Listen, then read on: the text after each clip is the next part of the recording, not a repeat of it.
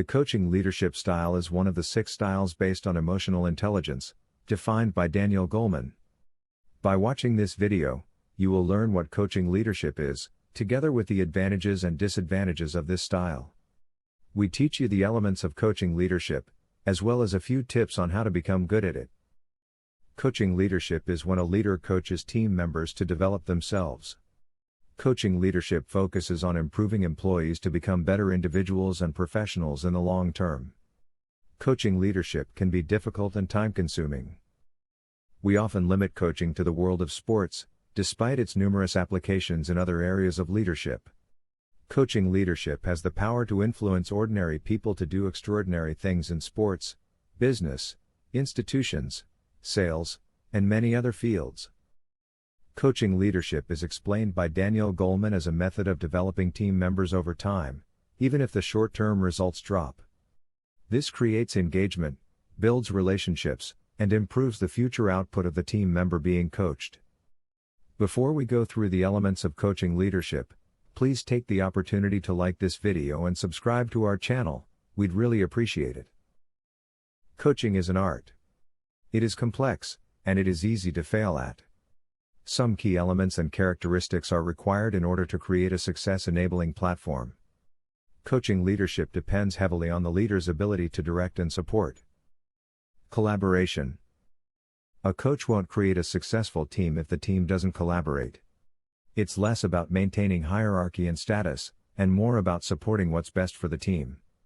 Sure, the coach will give direction to help team members develop their skills, but this is still within a collaborative environment. Coaching mindset. Helping people become their best selves isn't a simple task. A coach should think creatively about approaching the coaching process to develop each team member, so the team collectively achieves the best result. It's a process of great commitment and sacrifice, but the final outcome of this creative effort can be life-changing. Having a coaching mindset also requires that the leader believes he or she can have true impact on another individual. Scaffolding. Scaffolding is a term used in education to describe how various techniques can be used to develop students towards greater understanding and greater independence. The best coaches know that their guidance should gradually be reduced so that each team member develops a greater sense of autonomy. Feedback. Team members won't know how well or how poorly they're doing unless they receive feedback. Constructive criticism is necessary for their growth. Coaches know how to use the task-behavior component of coaching leadership to appropriately express their feedback. Team members, in turn, are receptive because they know that this feedback will help them improve their skills. If the individual being coached is not open to feedback, the coaching leadership style is very unlikely to work. Self-motivation. Coaching leadership is a two-way street. Coaches should be willing to sacrifice their time to motivate team members to hone their skills and become the best versions of themselves. However, team members should also have a high level of self-motivation, especially as the coach begins to give them a greater sense of autonomy. It is very difficult to coach an individual who isn't motivated to improve and grow. Empathy and trust. As in so many other leadership styles, we come back to empathy being a pillar in leadership. In order to coach well, a leader needs to understand the person being coached on an emotional level. Through empathy, the leader can calibrate how to challenge and develop the individual and know when to adjust the pressure on performance. Empathy also enables gathering feedback through body language and the personal circumstances of the individual being coached. Mastering these different aspects will help you to become a really good coaching leader. A video on a leadership style is incomplete without listing its advantages and disadvantages. I want to underline that coaching leadership is one out of 6 leadership styles that should be used together.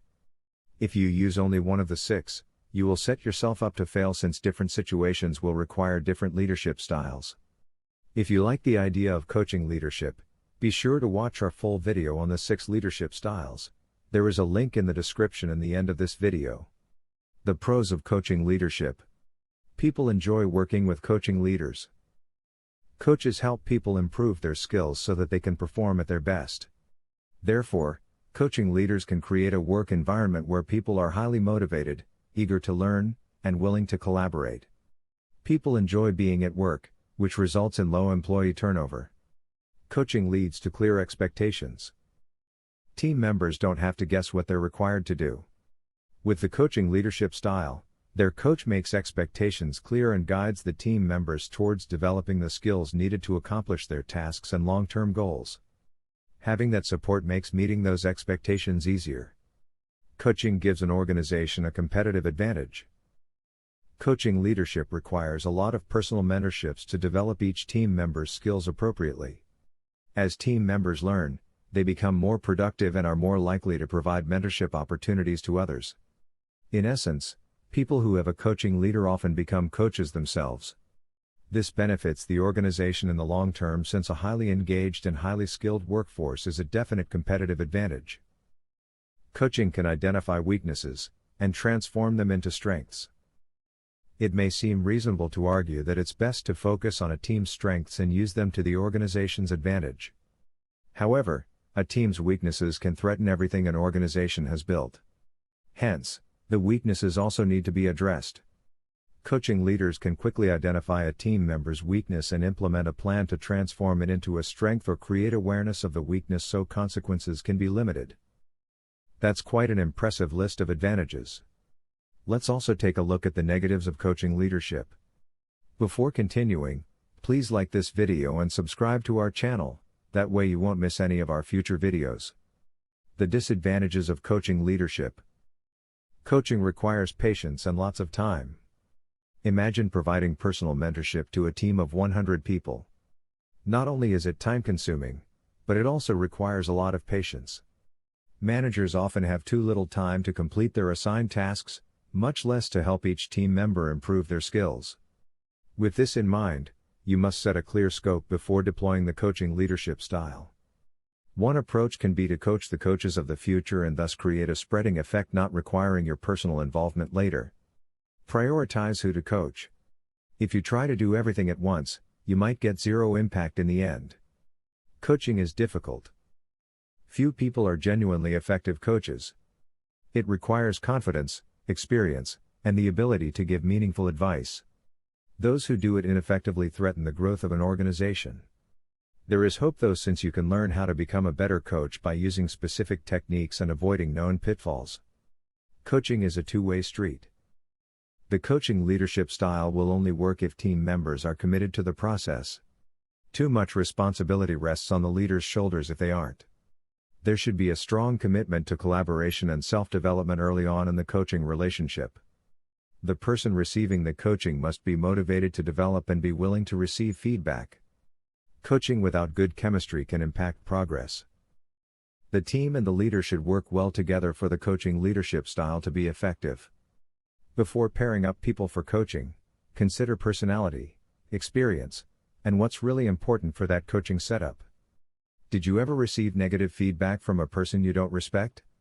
You probably either got defensive or simply disregarded the feedback. Most people are also less likely to listen to a person they perceive as rude or disrespectful. Those are examples when coaching will be very difficult. We will now give some advice on how to successfully implement the coaching leadership style. You can also visit our resource page for additional tips and tools. There's a link in the video description. Did you ever have a manager who coached you in a good way? Please share in the comments. How to use coaching leadership? The coaching leadership style works best with a highly skilled leader and team members receptive to change.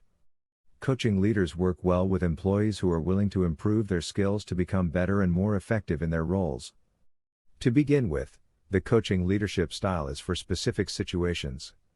It needs to be applied when the time is right, and when the circumstances for the coach and coachee are fitting.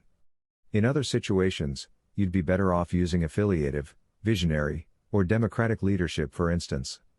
These styles are all part of the same set of leadership styles as coaching leadership. Check out our video on the overall framework. It's essential to secure your success as a coaching leader. A stressful situation where decisions need to be immediate and consequences of error in judgment are severe would be a typical situation when coaching leadership shouldn't be used. After all, there is no room to fail, and there is not enough time to develop the right skills for handling the situation. Coaching leadership tends to work best in small teams, or with a subset of a larger team, where strong personal relationships can be developed. It becomes difficult to implement coaching leadership strategies with large groups since the leader can't connect on a deep and personal level with a large number of people. Here are 2 different ways to coach that I have personally used in my job as a leader of a senior management team. Informal, day-to-day coaching. When one of my direct reports have a problem, I rarely tell them what to do. Instead, I ask them questions along the following lines. Could there be more to this problem that you haven't found out yet? Do you have any plans on how to deal with the problem? Are there any downsides with your intended solution? Is there anything else you can do to solidify your ideas further? What do you need to execute successfully? Deeper and more long-term coaching. This would be the more profound development of an individual. Since I come from the business world, this often centers around career development and who the individual that is being coached wants to become or what they want to achieve. By asking for their long-term desires and wishes, you can agree on a common goal of realizing that vision together. Once the goal is set, the discussion can move towards questions such as, how can you achieve this? What do you see as development steps to get to that point? Can you break your goal down into smaller chunks? What do you need to change to enable this? Which of your strengths can be used, and which weaknesses might be hindering you? You can drill down further by asking the next layer of whys and hows, such as the following in the example of analyzing someone's weakness further. Why do you consider it a weakness? How has it negatively affected you? How can you limit the consequences of this? How can you remove the weakness or mitigate the effects of it somehow? You get the drill. I have been in both ends of this, and believe me, the answers often lie within the individuals. They just need to be poked and prodded to get the solutions out there and start working with them. For additional information and sources, please refer to the article on our website.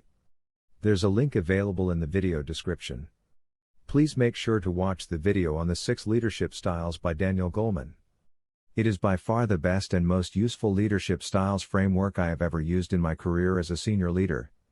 It has helped me to reach new levels as a leader, and to grow my team into beating previous performance records. You can use it to become a better leader too. There is a lot more information on how to do this available on our website. Again, refer to the link in the description. Please like and subscribe, it sure would be appreciated. Thank you for watching, have a nice day. This video was brought to you by leadershipahoy.com.